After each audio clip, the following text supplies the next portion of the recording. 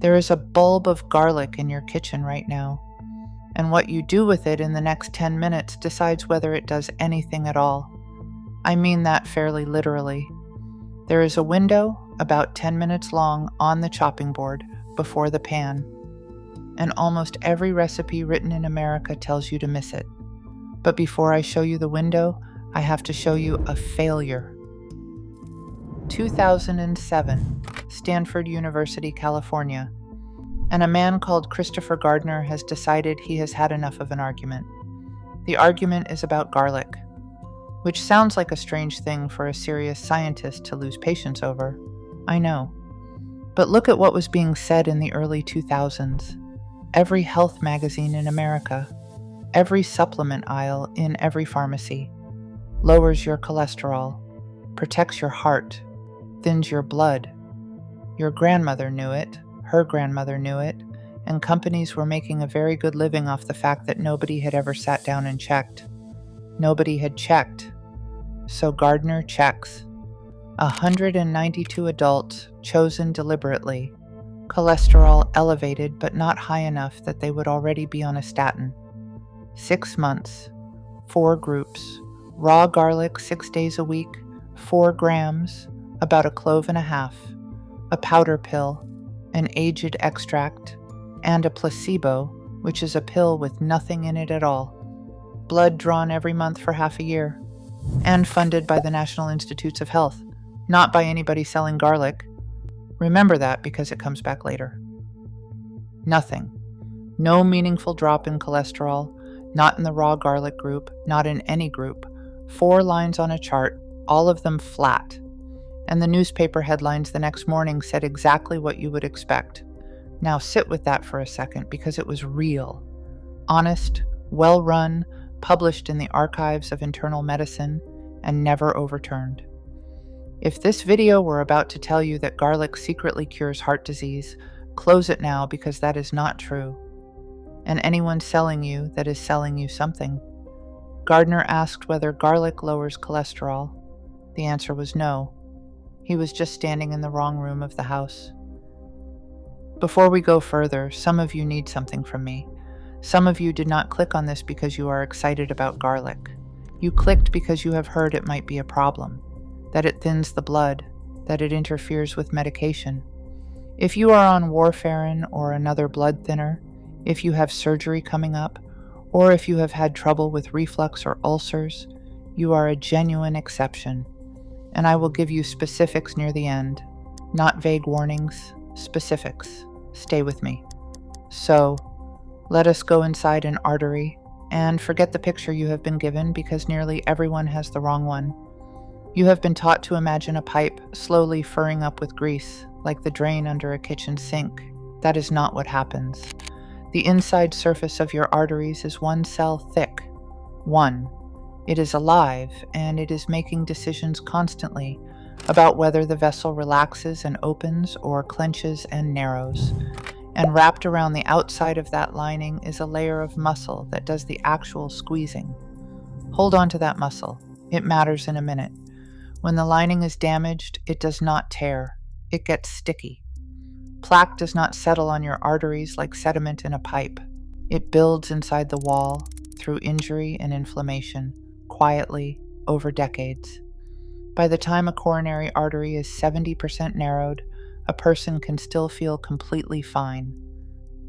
That is the organ. Here is what garlic does to it. A whole clove of garlic is chemically boring. It contains a compound called Alliin, which does nothing at all, sitting in one part of the cell, and an enzyme called Alliinase, sitting somewhere else entirely. Crush the clove, and you break the wall between them. They meet. Within about 10 seconds, you get Allicin, the heat, the sting, the smell that stays on your fingers. And then Allicin does something that embarrassed garlic researchers for 20 years. It disappears. It is wildly unstable. Minutes, and it is gone. You cannot find meaningful Allicin in human blood after a meal because it never gets there. So the field had a compound that clearly did something in a test tube, and no way to explain how it did anything at all inside a person. The answer came in 2007, the same year as Gardner, in a different laboratory published in the Proceedings of the National Academy of Sciences. Allicin breaks down into a family of sulfur compounds, and when those compounds meet red blood cells, the cells strip the sulfur off them and release hydrogen sulfide. Hydrogen sulfide is not waste. It is a gasotransmitter, one of only 3 signaling gases your body uses. Its better-known cousin is nitric oxide, which won a Nobel Prize in 1998. And hydrogen sulfide does something remarkably similar. Remember that muscle wrapped around your arteries? It opens channels in that muscle, the muscle relaxes, and the vessel widens. So garlic is not behaving like a nutrient, it is behaving like a signal. Now that was done in a dish, human red blood cells, rat arteries, a laboratory bench. Nobody has watched it happen inside a person after dinner. But it was the first credible answer to a question the field could not answer for 2 decades. Which, quick aside, because it is the thing I cannot stop thinking about, is also why garlic breath does not come from your mouth. Those compounds get into your blood and come out through your lungs. You can brush your teeth all you like. You are exhaling it. Sorry, not the point. Back to the chopping board. Alliinase, the enzyme, the thing that starts the whole reaction, is a protein, and heat destroys proteins. The clearest experiment on this was actually a cancer study in rats at Penn State in the late 90s. Crush the garlic and microwave it immediately, and the effect vanished completely, as though the animals had eaten no garlic at all. Let it stand 10 minutes first, and most of it came back. Not all, still about a third down, but most. That is not a heart study, and I would rather tell you than have you find out. But it is the same enzyme either way, and the enzyme is the whole point. 10 minutes, that is the first thing. Second, acid does similar damage. Garlic dropped straight into lemon juice or vinegar takes a hit too. So with a salad dressing or a marinade, crush it, let it sit, then add the acid. Third, if something is going to simmer for 2 hours, hold back 1 clove. Crush it, rest it, and stir it into the pot at the very end, off the heat. Now let me be honest about the evidence. The cholesterol data is weak. Gardner was right, and I will say that flatly. Where it is stronger is blood pressure, and even there the meta-analyses argue with each other, which is worth knowing.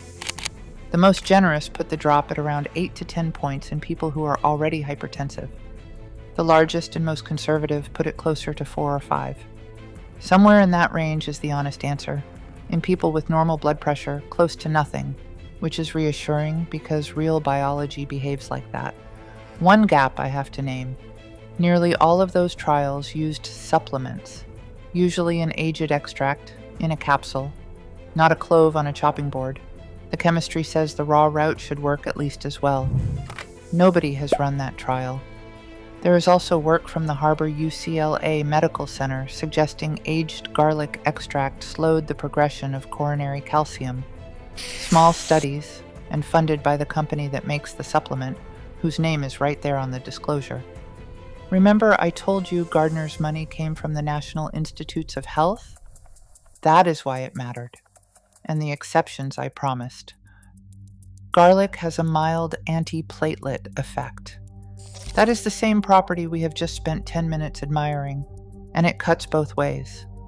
If you take warfarin or another blood thinner, do not significantly increase raw garlic without telling your doctor.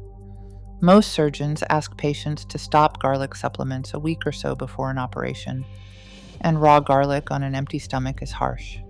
If you have reflux or an ulcer, eat it with food or leave it. None of this replaces anything you have been prescribed.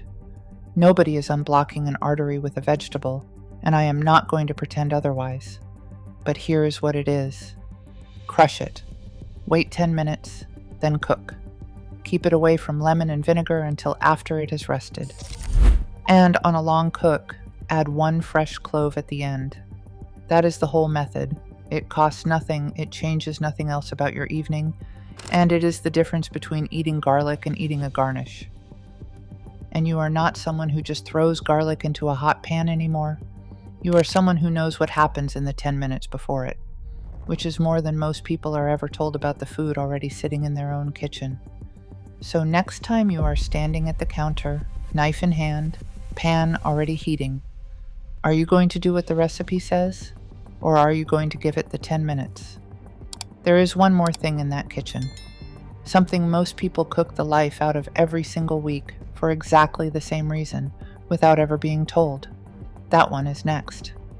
Thanks for watching. Subscribe if you want more of these, the food already in your house, and what it actually does inside you.